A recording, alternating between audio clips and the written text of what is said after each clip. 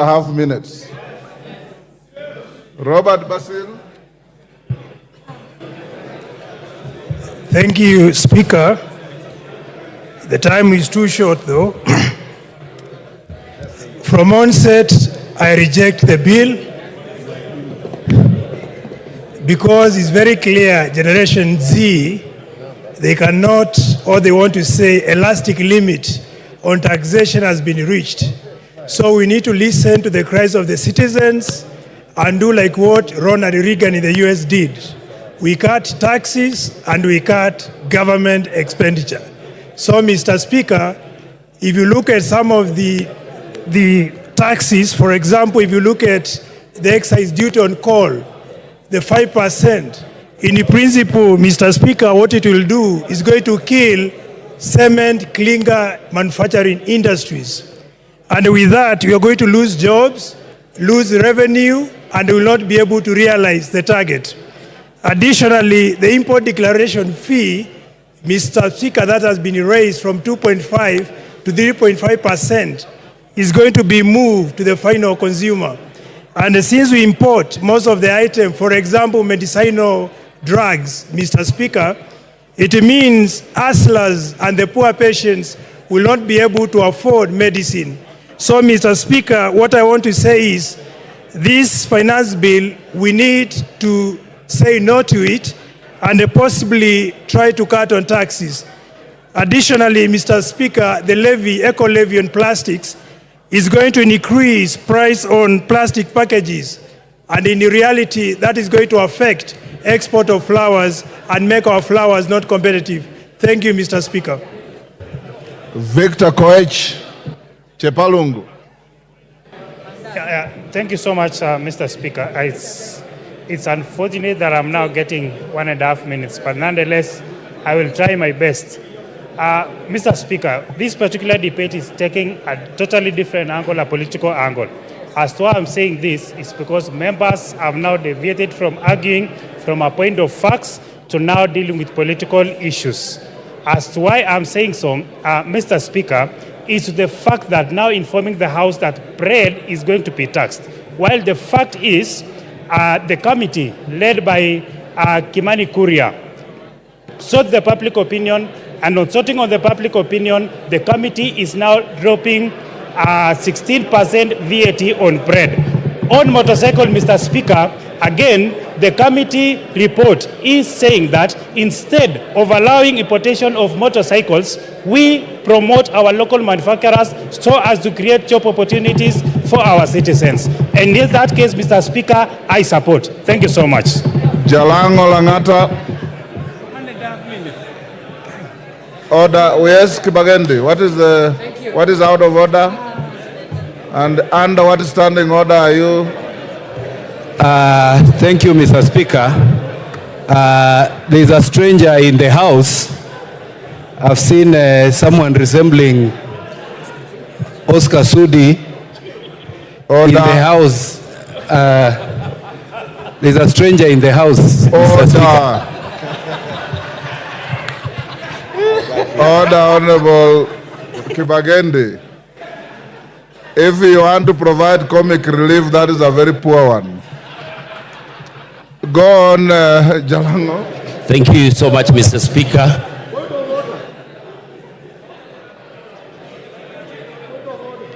Give order, Anjala. What is out of order? Give Anjala the mic. What standing order are you standing on? What order? What is standing 91. order? 91, Mr. Speaker. Pardon? 91. Order. Order. 91. Take your seat.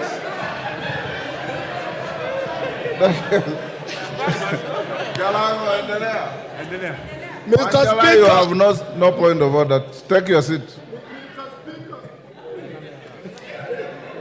Jalango, carry on.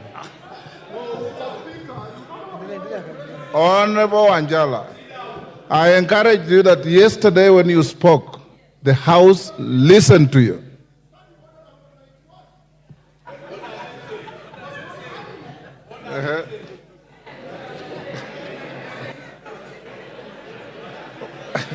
What is it about? He's asking Order, Angela. Angela, you know, Standing Order 91 is a standing order you use to challenge a colleague who is on the floor and has said a statement that you think is not factual. Order. The member on the floor, Honorable Jalango of Langata, had not uttered a single word for you to challenge him on any fact. So you are out of order. I ruled him out of order already. Jalango, continue. Thank you so much, Mr. Speaker, for giving me this opportunity. First of all, I reject the Finance Bill 2024.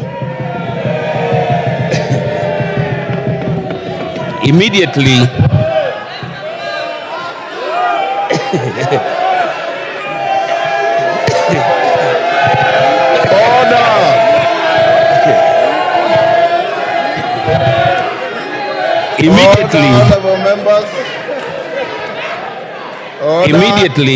immediately touched around everything that touches a common person. That was the MPS, the cars, the pads, and I looked back and saw the whole generation in Langata out here having their voices so loud. Even after the amendments, I had to make the choice that I've made today. Now,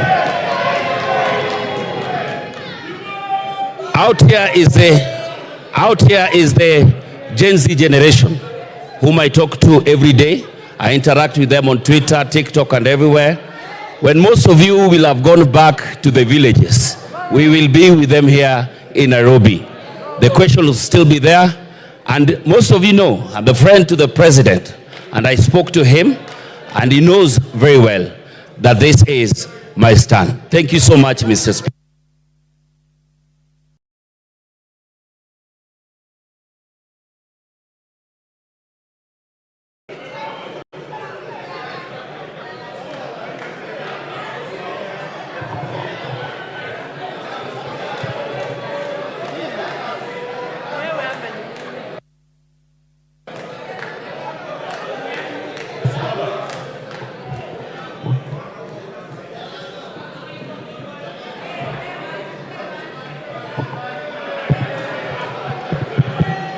Order. Honorable Katana. Honorable Katana, you are being grossly disorderly. Please exercise some decorum, not just you, everybody else that is either cheering or jeering. We want to have an orderly end to this. Member for Kuresoi. Thank you, Mr. Speaker, for giving me this opportunity to give my voice on this important bill. I've been waiting for it since morning. From the onset, Mr. Speaker, I want to say that I support the bill 2024-2025. I'm supporting the bill, Mr. Speaker, because of a number of reasons. One of the reasons is the increase in CTF is the increase in CTF by around 50 million. This CTF, Mr. Speaker, is a fund which touches all corners of our country. And this is a fund which has really transformed our country. Mr. Speaker, I also want to say that I support this bill because of the 50 million which has been set aside for electricity. Mr. Speaker, when I go around my constituency, Kuresoi South, people are asking me about electricity, maximization of transformers, and installation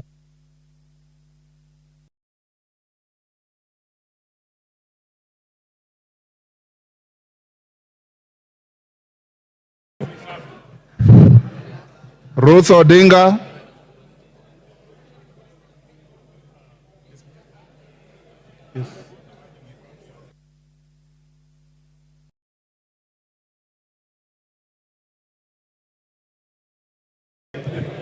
Can you give... Thank you, Mr. Speaker. I stand up here to reject the bill, the Finance Bill 2024. And mine is very simple. This finance bill is actually an IMF-driven finance bill. One of the tenets of the IMF is to see countries that they come into to stop subsidies, also to promote privatization, but the worst is for these countries to have oppression. That is the oppression of the people. And what you're seeing out here right now on the Gen Z is not only because of the fact that there's the state oppressing them, but IMF is playing a very big role in that is happening. And my good people, let me tell you, Gen Z is out, and I'm very happy. The only thing that I really agree with this finance bill is for the Gen Z to say that Baba should be left out of this mandamano. Thank you. Roku. Thank you, Mr. Speaker. Thank you, Mr. Speaker. The people of Better North, Mr. Speaker, 684 villages, they don't have a power connection. 684 villages, if you multiply that by 100 household per village, you realize it's quite a number of thousands of households in my constituency which don't have power.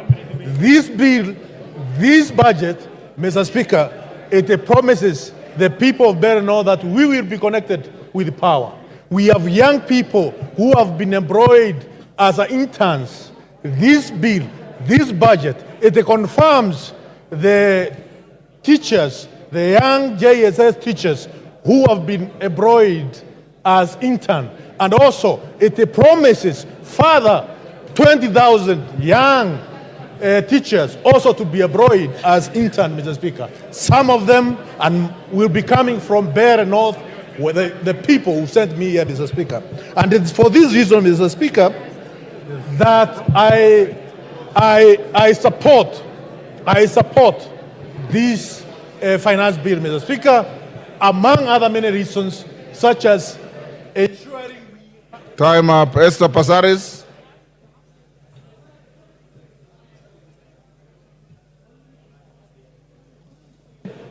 Thank you, Mr. Speaker. Mr. Speaker, much as I commend the public participation that was done on the bill, and much as I commend the amendments that they have come with, I want to say that I reject, because we need to ensure that we listen to the population and what they're saying. This country right now needs to listen. We need to tighten our belts, we need to live within our means, and we need to address corruption. Yesterday, seeing Obado getting away with a settlement of only 15% when he owes 1.9 billion tells us that we are not serious about addressing corruption. If we address corruption, we will be able to fund the expenses of this government. It is time for us to take a position that corruption is the biggest enemy in the room. And I think I stand ashamed to know that only a house in Loresho is not 40 million. A flat in Nairobi is not 9 million. Even in the settlement, we are actually cutting deals. So we say no to corruption, and we fund and live within our means. I reject the 2014 finance bill. Thank you. Member for Nyaribari Chache.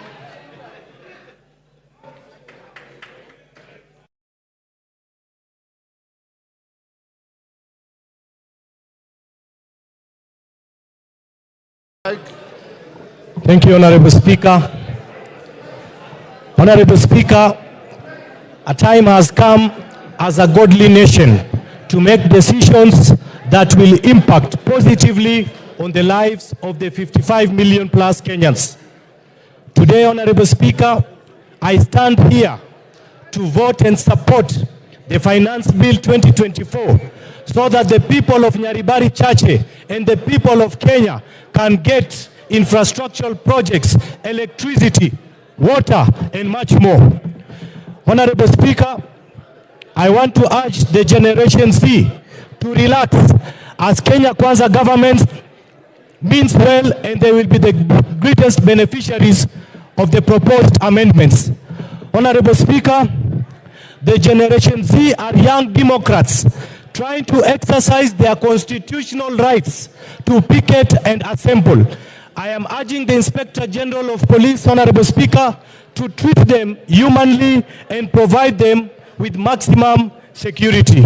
Honorable Speaker, the Finance Bill 2024 proposes an export and investment promotion levy with the goal of encouraging consumers to purchase locally produced alternatives, thereby supporting domestic manufacturers.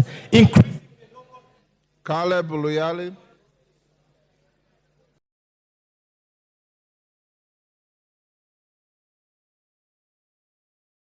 Thank you, Speaker. Finally, I got a chance. Mr. Speaker, I used only 1 minute to say we reject this finance bill, we reject the report of the committee on the finance bill. Mr. Speaker, a German social constructivist once said, Alexander Wendt, he once said that anarchy is what the states make of it. Mr. Speaker, this government is going to create anarchy in this country. And this finance bill is going to be the impetus of this anarchy. We have seen what is going around. We have seen every town in this country is occupied. And very soon, members of parliament, their homes are going to be occupied. We cannot sit here and pretend that everything is normal outside. Mr. Speaker, I want to urge my colleagues on the other side, you have a few minutes to change your mind. We must reject this finance bill. Gigi Kagombe.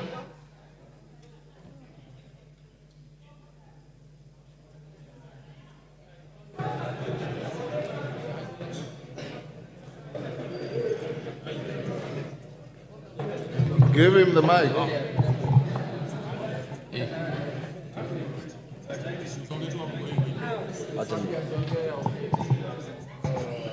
Thank you, Speaker. I stand to support this Finance Bill 2024 because, Mr. Speaker, we have a responsibility as a House to create employment for the people who are out there demonstrating. Mr. Speaker, we also have a responsibility to make sure that we give the right information to the young people of this nation. In as much as they elected us and we listen to them during public participations, we also have a responsibility to tell them the truth. Mr. Speaker, for the people who are lying in Gatondo Hospital and for the doctors who are going to treat them, I vote yes. Mr. Speaker, for the tea farmers who are in Gatondo now and other places, I vote yes. For the JSS teachers, I vote yes. For those people who are guarding us as the police officers, I vote yes. For the members of KDF who need to be paid salaries, I vote yes. For the people that we need to create employment and to create manufacturing in this nation, we are asking that we introduce excess duty on products that are gotten from other countries so that we support our economy. Those people who are out there need jobs. In fact, those people who are being mobilized are being mobilized because they do not have jobs. We have a responsibility to create jobs for them, Mr. Speaker, and we shall not create... Thank you. Member for Kajiado East. Yes. Mai. Give him the mic. Yes. Okay. Mai, use the next mic. Thank you, Mr. Speaker, for giving me the chance to contribute on behalf of the people of Kajiado East constituency. I rise to oppose the finance bill for 2024 because the bill has excessive taxes on common wananchi. Mr. Speaker, as you can see, our economy has not improved, and we have about 16% of our population living below poverty line. And the reason is because of bad economy as well as corruption in this country. By taxing them more, I feel like it's putting a burden on wananchi, which we should be doing more to help them than hurting them. Mr. Speaker, when you also look at the fuel levy of 9 shillings, that is another burden to wananchi. I can imagine by people commuting between Kitengela and Nairobi and back and forth, paying more for transport because of the increase of the fuel levy. So, Mr. Speaker, I stand to oppose the bill because it is not friendly to common wananchi. Thank you, Mr. Speaker. Moses Kirima.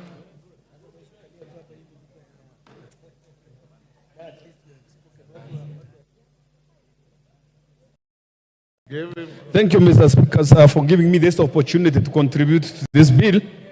Mine is that by the time when this bill came originally, it was too bad and it was punitive to the people.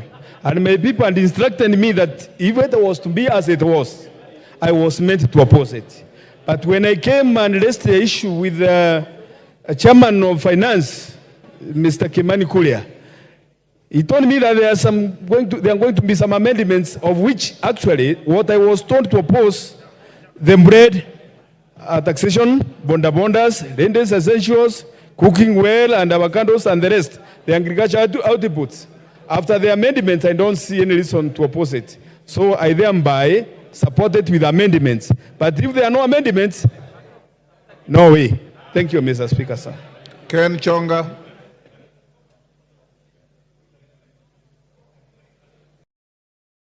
Thank you, Speaker.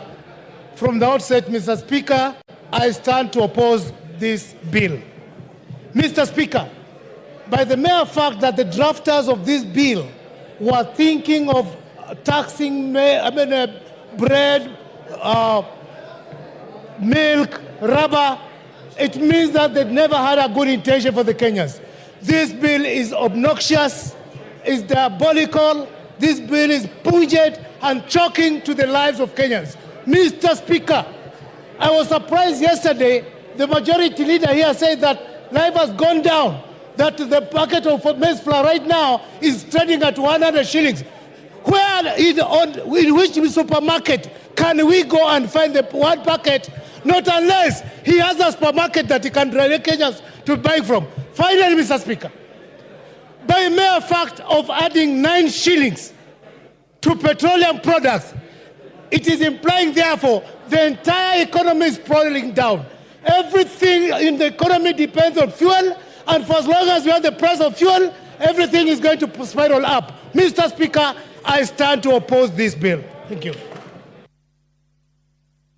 Janet Sitianei, member for Turbo. Thank you, Honorable Speaker, and I stand to support this financial bill 2024, Honorable Speaker, with amendments. Honorable Speaker, I support this proposed bill as one of the revenue-raising measure with proposed amendments because it's going to give Kenyans an opportunity to receive their due development. They are going to get electricity, the schools infrastructure, bursary. Farmers are going to get subsidy, increased milk prices. The sugarcane farmers are going to get their pending arrears.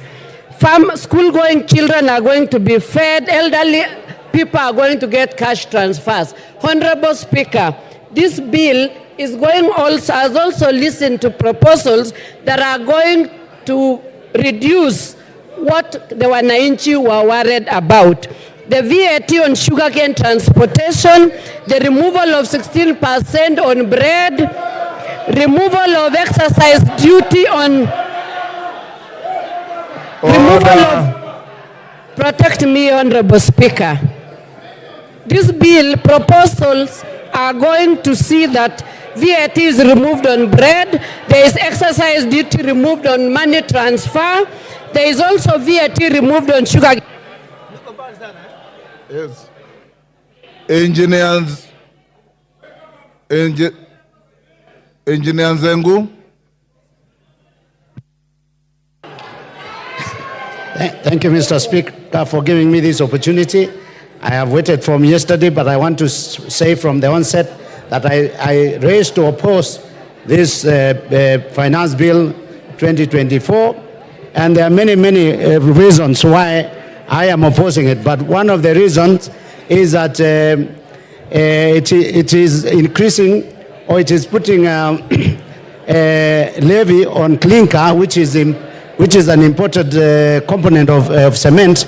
And yes, Honorable Junet, what is it? Speaker. What is Speaker. it? Order. Kachili bwana. Speaker. Mr. Speaker. Yes. I wanted to seek your indulgence, Mr. Speaker. Mr. Speaker, as you are aware, to those who are in Parliament, there is time for everything. Order, members, I can't hear clearly. Go ahead. Mr. Speaker, as you are aware in Parliament, there is time for debate, and then there is time for voting. Mr. Speaker, some of our members here on my side took early lunch. They are taking lunch by 10 a.m., I think, ugali and nyama. And they have come here so that their vote can count, Mr. Speaker. So, Mr. Speaker, having debated this bill now extensively, I think we should go now to do our constitutional duty of voting, Mr. Speaker, so that Kenyans can know which direction we are taking, Mr. Speaker. So, Mr. Speaker, I seek your indulgence to call the mover to reply, Mr. Speaker. Thank you, Honorable Junet. Let Nzengu finish. I had an intention of giving Rosi Museo. Then I will call the mover to reply. Thank you, Mr. Speaker. Mr. Speaker, from the Finance Bill 2023, it is reported that the road maintenance levy was not collected enough because of increment in the price of the petroleum product. This year, Honorable Speaker, the same mistake is being repeated. We know that from Finance Bill 2023, the price of cement went up, the price of steel went up because of the export promotion and investment levy, which is unnecessary because it is meant to promote monopoly in the industry. The same people that produce cement are the same people that are producing steel, and that is why the cost of construction has gone up, and being a deterrent to a lot of Kenyans from constructing their houses or their property. So, Mr. Speaker, I want to say that I want to reject the proposed bill totally and as a whole. Thank you. Women Rep Muranga. After that, Rose Museo, then the mover be ready to reply. Okay.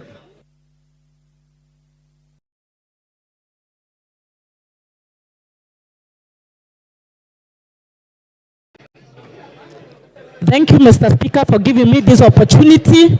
I rise to support the bill, and I will vote yes for the bill. Voting for this bill, we are voting for real issues, Mr. Speaker, not for the negative things that have been said in the media to whip emotions. Mr. Speaker, voting for this bill is voting for 6.8 billion for coffee cherry fund. Mr. Speaker, voting for this bill is voting for 46,000 JSS teachers who are internship to be put in the payroll to be employed. Mr. Speaker, we are here to tell our brothers from the opposition that we don't need to whip emotions, and we know who are the sponsors of the ongoing mandamano, and we revisit after the bill. Thank you, Mr. Speaker.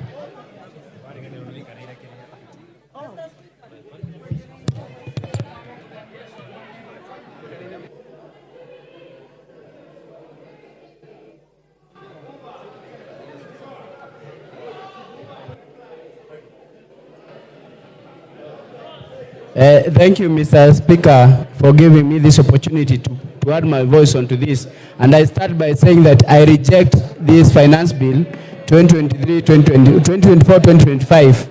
And Mr. Speaker, you can see from what is happening in the streets of my constituency, the picketing and the protesting the people are doing on my constituency, because this bill is not undergo due public participation. And that is why I'm saying if they listen to the people in the first place, they should listen again and they take the bill back to the people. We reject it and we ask for it to be withdrawn, be taken to the people, because the people are the taxpayers. They are the people we are subjecting to these taxes. They should be heard.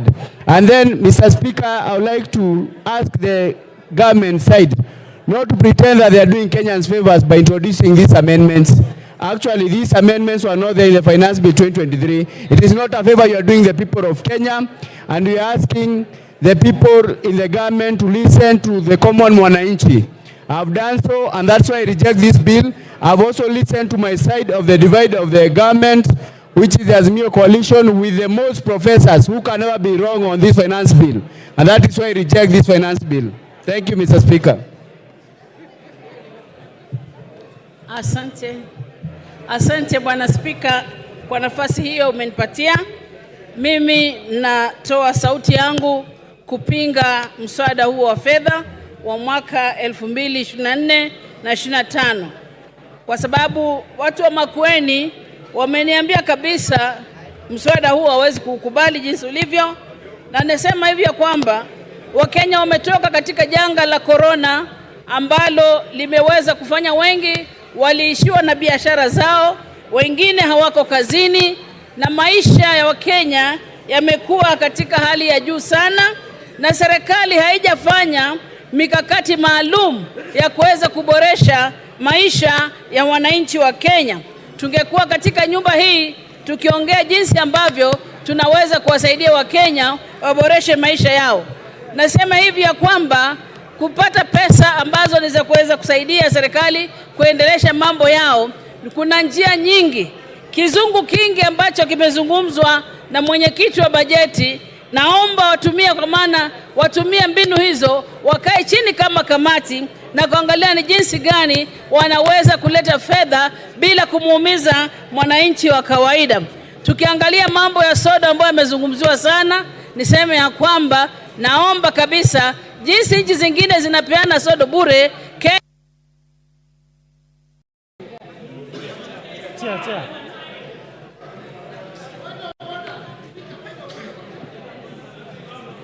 Yes, Honorable Kimilu.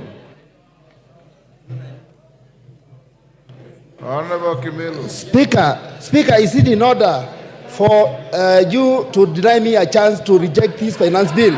Because I've been here since just a day, and you not give me any chance, but I reject this bill, Mr. Speaker.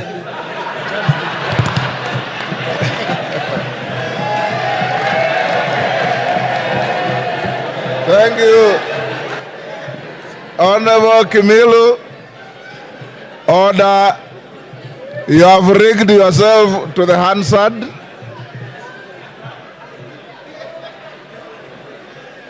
Korea Kimani.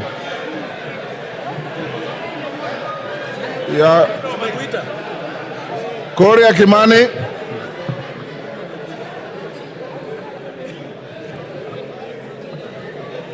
Thank you very much, Honorable Speaker. When I've watched the debates yesterday and today, I celebrate the democracy that our forefathers fought for. That Kenyans across the political divide can sit down for hours on end and discuss issues of this country. And as it has been